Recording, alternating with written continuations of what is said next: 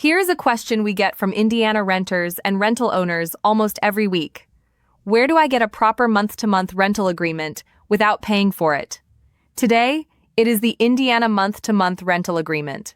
A month-to-month rental agreement sets out the rent, the deposit, who pays which utilities, and how much notice either side gives before ending the tenancy on a rolling term instead of a fixed year. It is the most flexible arrangement in residential renting, and the one people most often leave undocumented because it feels informal. Without it, you are relying on default rules and memory for the notice period, the deposit, and every house rule you thought you had agreed. And this matters more than people expect. The notice periods, the deadlines, and the wording that count are set by Indiana law, not by a generic national template.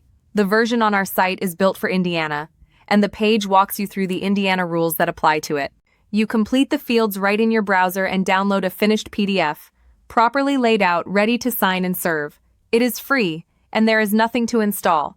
Do us a favor, hit like, subscribe so you catch the other 50 states, and visit tenantscreeningbackgroundcheck.com to fill yours in.